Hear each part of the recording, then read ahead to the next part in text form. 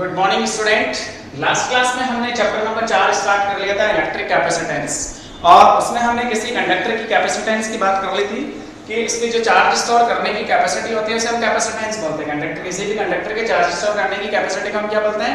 Capacitance of conductor. ठीक है, और वो किस पे डिपेंड करती है ये भी हमने पता कर लिया था कि उसकी जो वैल्यू है कैपेसिटेंस की वैल्यू वो the size of conductor depend करती है, न कि उसको जो हम चार्ज दे रहे हैं, चार्ज देने से उसकी जो पोटेंशियल इंक्रीज होता है उसकी वैल्यू पर डिपेंड नहीं करती। ये तो उसका एक रेशियो होता है, सी जो है वो क्यू और वी का एक रेशियो होता है। अगर हम क्यू को इंक्रीज करते हैं किसी कंडक्टर पे तो उसके अक्रॉस वी भी इंक्रीज होता है, तो क्यू और वी का एक रेशियो होता है जो हमेशा कांस्टेंट होता है। ठीक है, तो हमने कैपेसिटेंस ऑफ कंडक्टर कैलकुलेट कर लिया था, C = Q अपॉन V।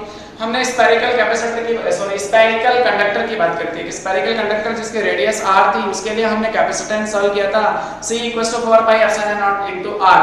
मतलब जो स्फेरिकल कंडक्टर है उसकी जो कैपेसिटेंस है उसकी साइज पे डिपेंड करती है, उसके रेडियस पे डिपेंड करता है। ठीक है, और उसके मीडियम पे डिपेंड करता है कि किस मीडियम में आपका कंडक्टर रखा हुआ है। ठीक है ना, तो हमने ये पता कर लिया था। उसके बाद हमने बात करी थी कैपेसिटर की। Capacitor is a charge storage device. Capacitor आपकी एक चार्ज स्टोरेज डिवाइस होती है, और उसमें हमने पहला जो कैपेसिटर पढ़ा था वो था पैरेलल प्लेट कैपेसिटर। उसका हमने प्रिंसिपल कर लिया था कि पैरेलल प्लेट कैपेसिटर का प्रिंसिपल क्या होता है। उसमें हमने देखा था कि अगर किसी कंडक्टर को हम कांस्टेंट चार्ज पे उसके पोटेंशियल को डिक्रीज करके उसकी कैपेसिटेंस इंक्रीज करें तो उसे हम बोलते हैं उस कॉन्सेप्ट को बोला जाता है कैपेसिटर। उस कॉन्सेप्ट को बोला जाता है कैपेसिटर। तो पैरेलल प्लेट कैपेसिटर में हमने देखा था कि दो प्लेट्स थी हमारे पास जिनका एरिया इक्वल था, दो प्लेट्स जिनका एरिया इक्वल था और दोनों को पैरेलल रखा था, दोनों के बीच की डिस्टेंस स्मॉल d थी, और बीच में जो इलेक्ट्रिक फील्ड था वो हम चेक करते हैं कि एक्चुअल में जो इलेक्ट्रिक फील्ड है प्लेट्स की वजह से वो कितना होता है, क्या होता है। उसके बाद हम कैपेसिटेंस की बात करते हैं। देखो जनरल हम बात करें कि मेरे पास एक पैरेलल प्लेट कैपेसिटर एक प्लेट है जिस पे प्लस क्यू चार्ज, इसको मैंने प्लस क्यू चार्ज से चार्ज किया हुआ है, और इसका जो एरिया है वो कैपिटल ए है। इसका जो एरिया है वो मैंने क्या रखा हुआ है? कैपिटल है। ठीक है ना, कुछ डिस्टेंस पे जाके एक पैरेलल इसके सामने दूसरी प्लेट हमने रखी हुई है, दूसरी एक प्लेट और ली हमने जो इसके पैरेलल ही है, सेम एरिया है, एरिया इसका भी है। इसको हमने माइनस क्यू चार्ज से चार्ज किया हुआ है, इसको हमने माइनस क्यू चार्ज से चार्ज किया हुआ है। इसकी surface charge density plus sigma, इसकी माइनस सिग्मा। दोनों के बीच की जो डिस्टेंस है वो स्मॉल डी है। दोनों प्लेट्स को कितना डिस्टेंस पे रखा हुआ बेटा? स्मॉल डी डिस्टेंस पे। एक पे प्लस क्यू चार्ज, दूसरे पे माइनस क्यू चार्ज। दोनों का जो एरिया है प्लेट्स का वो सेम है, इक्वल है ए, और स्मॉल डी डिस्टेंस पे रखे हुए हैं। अब मैं आपसे जनरल क्वेश्चन पूछूं कि इस प्लेट की वजह से इलेक्ट्रिक फील्ड कैलकुलेट करेंगे हम। एक तो इस साइड में दोनों प्लेट्स की वजह से इलेक्ट्रिक फील्ड हम प्लेट्स के बाहर कैलकुलेट करेंगे और इनसाइड द प्लेट कैलकुलेट करेंगे। तो मैं 3 पॉइंट कंसीडर कर लेता हूं। मैं सपोज एक पॉइंट ए यहां ले लेता हूं, दूसरा पॉइंट बी जो है वो मैंने यहां कंसीडर कर लिया प्लेट्स के बीच में, और एक पॉइंट जो है वो मैं इधर कंसीडर कर लेता हूं प्लेट्स के इस तरफ। अब हम चेक करते हैं कि electric field outside the plates और इनसाइड द प्लेट्स कितना होता है। ठीक है, जैसे मैं एक पॉइंट की बात करूं, ए पॉइंट जो है वो इस प्लेट के इस तरफ है। ठीक है ना, आउटसाइड है पॉइंट। क्या मैं दोनों प्लेट्स की वजह से इलेक्ट्रिक फील्ड लिखूं और फिर नेट इलेक्ट्रिक फील्ड की बात करूं कितना आता है? तो जब मैं पहली प्लेट की बात करूं जिससे प्लस क्यू चार्ज है, इसको हमने कितने चार्ज से चार्ज किया हुआ है? प्लस क्यू चार्ज से। तो प्लस क्यू चार्ज प्लेट के ऊपर है और इसकी वजह से मुझे यहाँ इलेक्ट्रिक फील्ड लिखना है, तो वो है value sigma upon 2 epsilon not. But आपने तो प्लेट की वजह से तो इलेक्ट्रिक फील्ड जो है वो सिग्मा अपॉन एप्सिलॉन नॉट पढ़ा था, उसकी कुछ विड्थ हुआ करती थी। ये जो हमारी प्लेट है ये थिन है, मतलब एक तरह से ये जो है इसकी जो विड्थ है बहुत पतली है। तो इसका जो हम इलेक्ट्रिक फील्ड देखेंगे वो आपने जो नॉन कंडक्टिंग शीट की बात करी थी, एज ए शीट ये बिहेव करेगी, और इसकी वजह से जो इलेक्ट्रिक फील्ड होगा इस डायरेक्शन में E1 उसकी वैल्यू होगी sigma upon 2 epsilon not. Sigma upon 2 epsilon not, क्योंकि प्लस चार्ज है, प्लस रिपल्सिव फोर्स लगाएगा तो वो इस तरफ लगाएगा, तो जिसकी वजह से इलेक्ट्रिक फील्ड होगा सिग्मा अपॉन 2 एप्सिलॉन नॉट। ये वाली जो माइनस वाली प्लेट है इस पे नेगेटिव चार्ज है, नेगेटिव चार्ज इस वाले चार्ज को अपनी तरफ अट्रैक्ट करेगा, तो इसकी वजह से जो इलेक्ट्रिक फील्ड होगा इस डायरेक्शन में वो E2 होगा, और उसको मैं लिखूंगा sigma upon 2 epsilon not. Sigma upon 2 epsilon not. Electric field जो है प्लेट या शीट की वजह से जो हमने कैलकुलेट किए थे वो डिस्टेंस पे तो डिपेंड करता नहीं है, कितने डिस्टेंस पे रखा है, इसकी वैल्यू के लिए हमारे पास sigma upon 2 epsilon naught for sheet. तो हम इसको एज अ शीट ही मान लेते हैं, और इसकी वजह से जब हमने इलेक्ट्रिक फील्ड लिखा E2 तो उसकी डायरेक्शन इधर, E1 की डायरेक्शन उधर। अगर मैं नेट इलेक्ट्रिक फील्ड पता करूं ए पॉइंट का तो ये कितना होगा बेटा? 0। Net electric field on A will be 0 because दो electric field E1 E2 same magnitude direction opposite तो नेट 0। अब मैं बात करूं सी पॉइंट की, पहले यहां पे और बात कर लेता हूं फिर हम बी पॉइंट की बात करेंगे। सी पॉइंट पे इस प्लेट की वजह से इलेक्ट्रिक फील्ड जो होगा वो इस डायरेक्शन में होगा E1 कितना होगा बेटा सिग्मा अपॉन 2 एप्सिलॉन नॉट। मैं इसकी वजह से लिखूं माइनस वाले की वजह से तो वो इसको अट्रैक्ट करेगी। E2 जो है इस बार वो भी सिग्मा अपॉन 2 एप्सिलॉन है, केवल डायरेक्शन चेंज हुई इस केस में और इस केस में। नेट इलेक्ट्रिक फील्ड इसी कितना हुआ सी पॉइंट के इलेक्ट्रिक फील्ड 0 बिकॉज़ दोनों मैग्नीट्यूड सेम है, E1 और E2 का मैग्नीट्यूड सेम है, direction opposite, net electric field 0 होगा। तो outside the plates electric field 0 होगा। दोनों प्लेट्स के दोनों तरफ देख लिया हमने, इस तरफ भी देखा और इस तरफ भी देखा, दोनों तरफ इलेक्ट्रिक फील्ड जो था वो 0 मिला हमें। दोनों साइड हमें इलेक्ट्रिक फील्ड क्या मिला बेटा 0। अब मैं inside the plates electric field की बात करता हूं। Inside the plate electric field की हम बात करें तो ध्यान से देख बेटा, ये वाली जो प्लेट है इससे प्लस चार्ज है, प्लस चार्ज की वजह से इस पे इलेक्ट्रिक फील्ड E1 किस डायरेक्शन में होगा जिसकी value sigma upon 2 epsilon not पता है, अभी लिखेंगे। क्या मैं इसकी वजह से इलेक्ट्रिक फील्ड लिखूं यहां पे तो ये क्या करेगा अट्रैक्ट करेगा अपनी तरफ से, तो इलेक्ट्रिक फील्ड भी इसी डायरेक्शन में होगा, तो E2 की डायरेक्शन भी इधर ही होगी। तो net electric field inside the plates, net electric field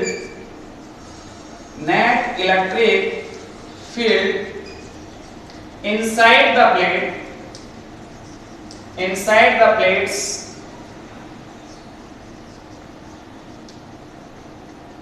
at point B, हम बी पॉइंट पे निकाल रहे हैं या कहीं भी कैलकुलेट करें हम बीच में, वो कितना होगा E equals to sigma upon, या मैं ऐसे लिखूं E1 प्लस E2 बिकॉज दोनों सेम डायरेक्शन में, E1 E2 की डायरेक्शन सेम है तो दोनों के मैग्नीट्यूड ऐड हो जाएंगे और E की वैल्यू आई sigma upon 2 epsilon not plus sigma upon 2 epsilon not, कितना हो गया बेटा sigma upon epsilon naught. Equation number first आपने नेट इलेक्ट्रिक फील्ड पता कर लिया इनसाइड द पैरेलल प्लेट्स, जो दोनों प्लेट्स पैरेलल थी उनके बीच इलेक्ट्रिक फील्ड की वैल्यू आई सिग्मा अपॉन एप्सिलॉन नॉट।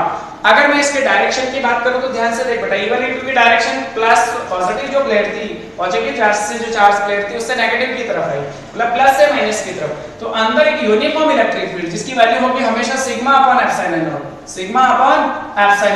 हमेशा प्लस से माइनस की तरफ इस तरह से यूनिफॉर्म इलेक्ट्रिक फील्ड होगा जिसकी वैल्यू कितनी होगी बेटा सिग्मा अपॉन एप्सिलॉन नॉट। इसको रटने की जरूरत नहीं है, इसको आपको समझना है कि इनसाइड द प्लेट्स कैपेसिटर की जो प्लेट्स होती हैं उनके बीच में electric field always sigma upon epsilon not होता है और आउटसाइड द प्लेट्स जो इलेक्ट्रिक फील्ड होता है वो 0 होता है। चाहे कोई सी प्लेट की तरफ देख लो, चाहे उस प्लेट की तरफ देख लो, चाहे इस प्लेट की तरफ देख लो, आउटसाइड द प्लेट जो इलेक्ट्रिक फील्ड होता है वो हमेशा 0 होता है और inside the plates electric field always sigma upon epsilon not होता है और ये यूनिफॉर्म इलेक्ट्रिक फील्ड होता है। किसी भी पॉइंट पे चेक करो मैं बीच में इलेक्ट्रिक फील्ड का magnitude sigma upon epsilon not और डायरेक्शन प्लस से माइनस की तरफ होती है, डायरेक्शन हमेशा प्लस से माइनस की तरफ होती है, जो हमने कैलकुलेट करी है, हमने डायरेक्ट नहीं बोला।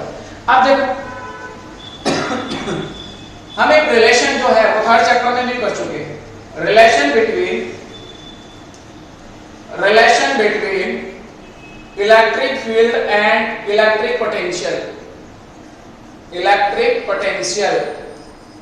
एक रिलेशन जो था इलेक्ट्रिक फील्ड और इलेक्ट्रिक पोटेंशियल के बीच, दो प्लेट्स जिनके बीच इलेक्ट्रिक फील्ड को हमने पता कर लिया E है जिसकी value sigma upon epsilon not है।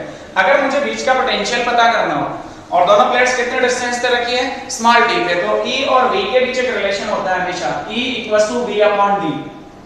मैग्नीट्यूड के फॉर्म में लिखे हैं तो E equals to V upon d। Third chapter में रिलेशन इस टाइप का कुछ देखा था हमने, तो हमारे पास रिलेशन आया finally E equals to V upon d। E तो electric field between the plates, V क्या है potential between the plates, electric potential या पोटेंशियल डिफरेंस, दोनों प्लेट्स के बीच का पोटेंशियल डिफरेंस V है और स्मॉल d क्या है दोनों प्लेट्स के बीच की डिस्टेंस। अब मुझे V सॉल्व करना हो तो V इक्वल्स टू क्या हो गया बेटा E into d। आप इक्वेशन फर्स्ट से E की वैल्यू पुट कर लोगे तो V इक्वल्स टू वैल्यू आ गई sigma upon epsilon naught into d। Since sigma equals to value होती है Q upon A, surface charge density, unit surface का चार्ज जो है उसको सिग्मा से डिनोट करते हैं जिसकी वैल्यू होती है Q upon A। Then sigma की जगह अगर मैं Q अपॉन A पुट करूं तो V की वैल्यू आपके पास सॉल्व होके आई V equals to Q upon A epsilon naught into small d, equation number 2। अब हम एक और रिलेशन पढ़ चुके हैं, definition of capacitance. Using definition of capacitance using definition of capacitance, definition of capacitance. देखो आपने कैपेसिटेंस की डेफिनेशन क्या सीखी है, C equals to Q upon V, C equals to Q upon V starting में पढ़ लिया था। किसी कंडक्टर के चार्ज स्टोर करने की कैपेसिटी को हम कैपेसिटेंस बोलते हैं, किसी कंडक्टर के चार्ज स्टोर करने की कैपेसिटी को हम कैपेसिटेंस बोलते हैं।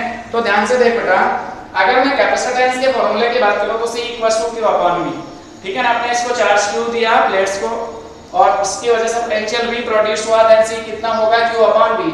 आप यहाँ पे V की वैल्यू उठा के यहाँ से पुट कर लो using equation second and third, using equation second and third, equation second and third. आप सेकंड से V की वैल्यू यहाँ पुट करो, देन C की वैल्यू वही आपके पास Q upon Q into D upon epsilon not A। Q से Q कैंसिल हो गया, C की वैल्यू आई फाइनली ये ऊपर चला जाएगा epsilon not A upon small d।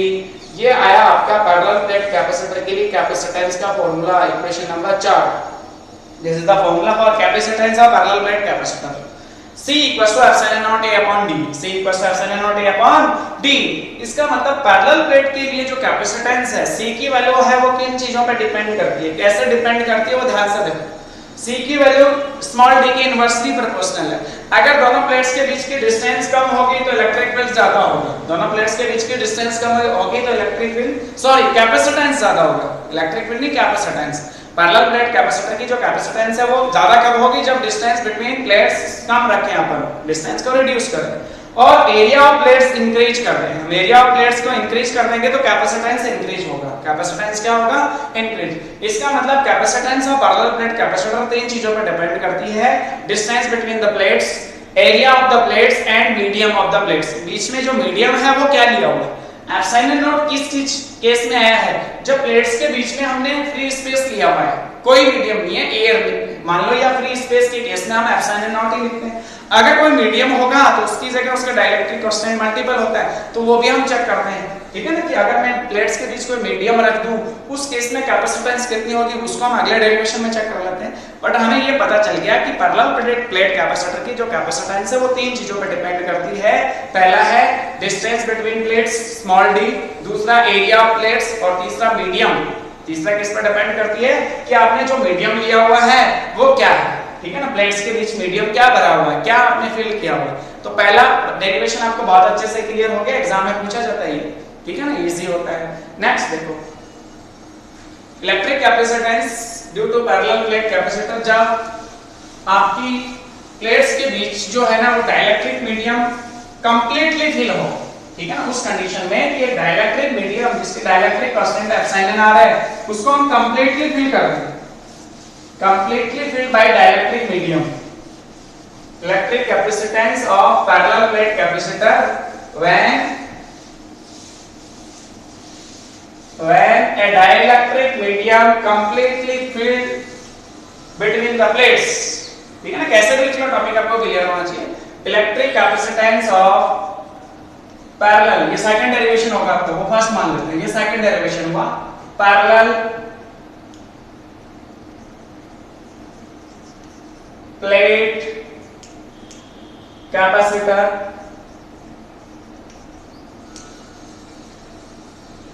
when a dielectric medium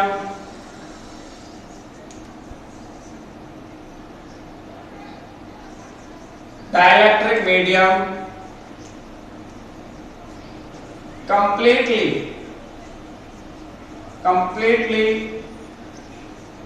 filled between the plates, ठीक है ना, टॉपिक थोड़ा सा बड़ा है, बुक में और भी छोटा लिखा होगा कुछ, आपको समझ आना चाहिए कि अगर मैं प्लेट्स के बीच कोई डाइलेक्ट्रिक मीडियम कंप्लीटली फिल कर दूं उस सिचुएशन में कैपेसिटेंस कितना होगा, इलेक्ट्रिक कैपेसिटेंस कितना होगा, ये मुझे फाइंड आउट करना है, ठीक है। तो क्वेश्चन वही है, आपके पैरेलल प्लेट कैपेसिटर आपके पास इस तरह से ले लो,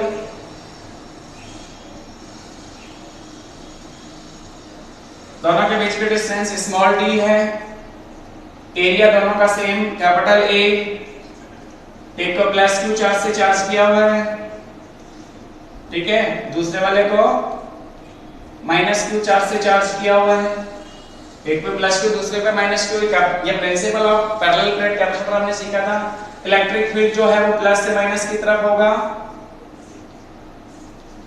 और दोनों प्लेट्स के बीच में पूरा जो एरिया है, दोनों प्लेट्स के बीच जो भी आपका पूरा एरिया है उसमें एप्सिलॉन आर डाइलेक्ट्रिक कांस्टेंट के डाइलेक्ट्रिक मीडियम फिल किया हुआ है। एप्सिलॉन आर डाइलेक्ट्रिक कांस्टेंट का डाइलेक्ट्रिक मीडियम फिल किया हुआ है और आपसे क्वेश्चन पूछा है कि इस सिचुएशन में कैपेसिटेंस कितनी होगी।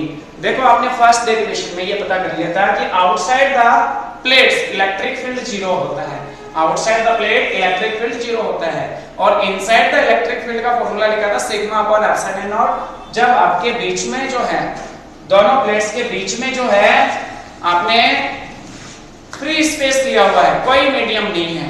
अब हमने एप्सिलॉन आर का मीडियम रख दिया, डाइलेक्ट्रिक मीडियम अंदर फिल कर दिया, तो इस सिचुएशन में इलेक्ट्रिक फील्ड देखो, मैं लिख रहा हूं electric field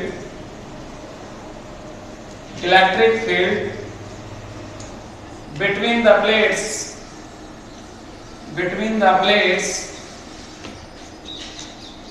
E equals to sigma upon epsilon naught into epsilon r, या मैं उसको पहले एप्सिलॉन m लिखूं जिसका फॉर्मूला होगा epsilon naught into epsilon r, क्योंकि आपने डाइलेक्ट्रिक कांस्टेंट कितना लिया हुआ है epsilon r। Equation number 1।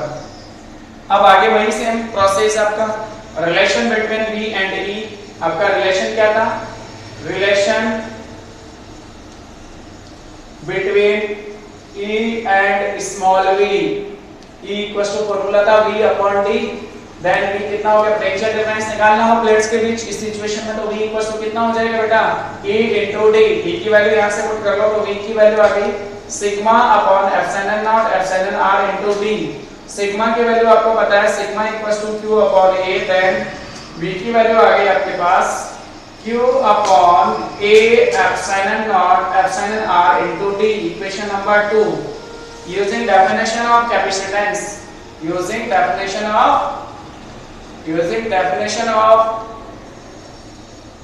capacitance, C equals to formula था Q अपॉन V। आप E की वैल्यू पुट करो यहाँ से, तो C equals to Q upon Q D upon epsilon not epsilon R into A। Q से Q कैंसिल हो गया, ये टर्म ऊपर चली जाएगी, इसको CM लिख लो, मीडियम है ना, CM से डिनोट कर लो epsilon not epsilon R A upon D। पहले वैल्यू आई थी epsilon not A upon D। अगर डाइलेक्ट्रिक पूरे में फिल कर देंगे, कंप्लीटली फिल कर देंगे डाइलेक्ट्रिक मीडियम, तो जो डाइलेक्ट्रिक मीडियम का डाइलेक्ट्रिक कांस्टेंट है उससे मल्टीप्लाई हो जाएगा, मतलब आपका कैपेसिटेंस क्या होगा? इंक्रीज।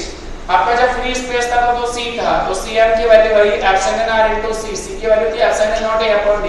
मतलब जो भी डाइलेक्ट्रिक मीडियम भरोगे उसका डाइलेक्ट्रिक कांस्टेंट का मल्टीपल होगा, हमेशा इंक्रीज कर जाएगा कैपेसिटेंस। तभी आपने देखा होगा कि जो कैपेसिटर होता है उसके बीच कोई डाइलेक्ट्रिक मीडियम जरूर भरा होता है, वो इसलिए भरा जाता है, इसलिए फिल किया जाता है ताकि उसकी कैपेसिटेंस इंक्रीज हो जाए, चार्ज स्टोर करने की कैपेसिटी इंक्रीज हो जाए।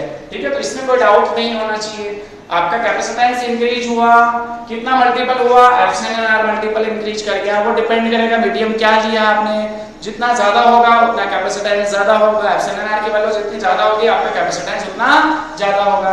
तो ये डेरिवेशन सेम ही था पिछले वाला और ये वाला, उसमें कोई फर्क नहीं था। अब हम उसमें पार्शियली फिल करें, मतलब एक प्लेट रख दें, डाइलेक्ट्रिक मीडियम की एक प्लेट रख दें डाइलेक्ट्रिक मटेरियल की, जिसका डाइलेक्ट्रिक कांस्टेंट एप्सिलॉन आर हो और उसकी विड्थ स्मॉल t, मतलब कंप्लीटली फिल नहीं करें, हम उसको पार्शियली फिल करें। हमारा टॉपिक वही होगा electric capacitance of parallel plate capacitor when A dielectric medium field partially या पार्शियली फिल्ड। ठीक है ना, जनरल बात कर रहे हैं, हम उसमें कंप्लीटली फिल नहीं करेंगे, हम इस बात पार्शियली फिल करेंगे। ठीक है ना, पूरे में फिल नहीं करना आपको। तीसरा जो डेरिवेशन है वो ये है आपका कि एक डाइलेक्ट्रिक मीडियम जिसका डाइलेक्ट्रिक कांस्टेंट एप्सिलॉन आर है और उसको हम पार्शियली फिल करें, मतलब उसके अंदर स्मॉल t विड्थ में फिल करें, बाकी में फ्री स्पेस हो, बाकी के अंदर क्या हो? Free space. तो a dielectric medium is filled partially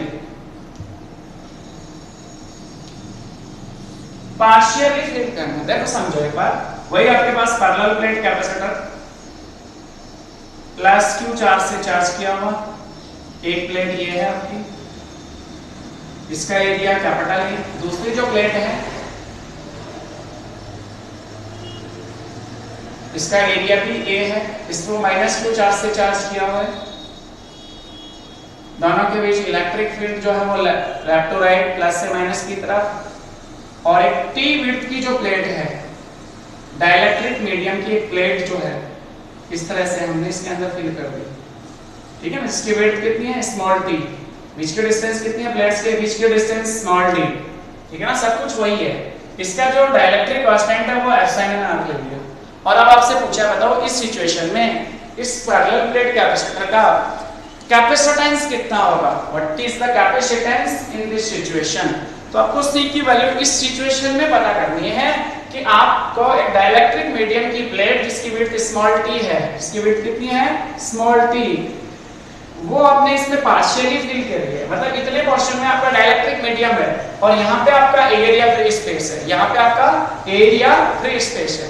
अब आपको कैलकुलेट उसी तरीके से करना है। तो आप देखोगे कि भाई दो तरह का इलेक्ट्रिक फील्ड हुआ, एक तो एयर के लिए अलग होगा और इस मीडियम के लिए अलग होगा।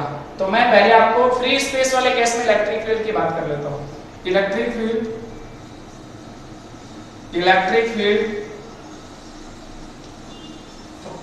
for free space is E1 से डिनोट करता हूं value sigma upon epsilon naught. Equation number free space के केस में आपका एप्सिलॉन नॉट ही आता है, then sigma upon epsilon naught plates के बीच। इलेक्ट्रिक फील्ड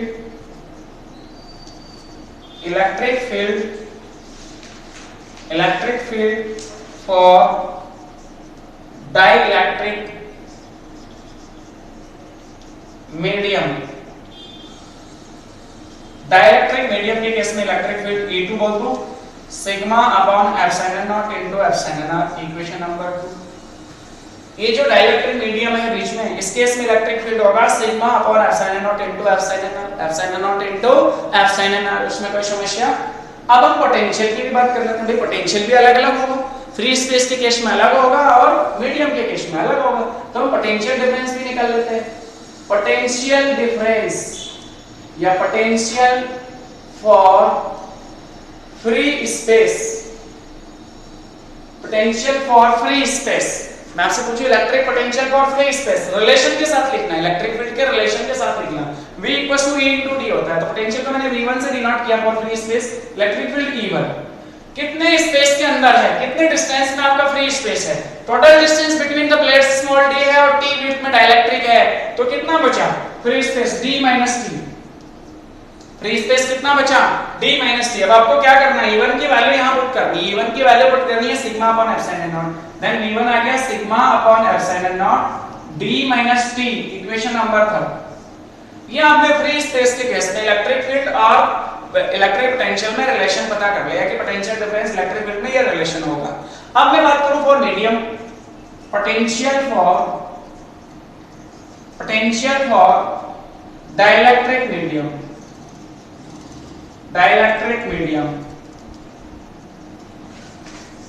ध्यान से देख बेटा, उसको मैंने V2 से डिनोट किया, फार्मूला होगा E2 * स्मॉल t। देखो डाइलेक्ट्रिक मीडियम t विड्थ में है, इसके लिए हमने इलेक्ट्रिक फील्ड को E2 से डिनोट किया sigma upon epsilon naught into epsilon r। आप V2 की वैल्यू पुट कर लो, then V2 for dielectric medium calculate हो गया sigma upon epsilon naught into epsilon r into t। Equation number 4। अब अगर हम टोटल पोटेंशियल डिफरेंस की बात करें तो V1 + V2 potential is a scalar quantity that direct जो है वो अलजेब्रिक सम कर लेंगे। दोनों का क्या कर लेंगे अलजेब्रिक सम, बिकॉज़ आपका जो पोटेंशियल है वो स्केलर क्वांटिटी है। देन टोटल पोटेंशियल डिफरेंस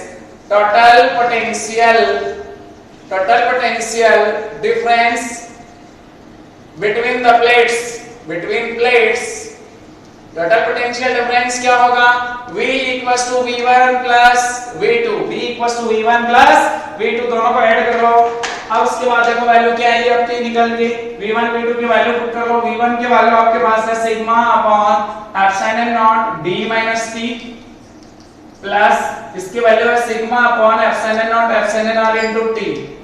यही है, दोनों में से जो कॉमन है उसको कॉमन ले लो। V = sigma upon epsilon not common है, यहां बचा d - t प्लस यहां पे बचा t अपॉन एप्सिलॉन r। अब चाहे तो सिग्मा की जगह q अपॉन a पुट कर लेते हैं, since sigma = q upon a value put कर ली that v equals to q upon a epsilon not d minus t plus t upon epsilon r। Equation number next 5। अब हम जानते हैं relation c equals to q upon v।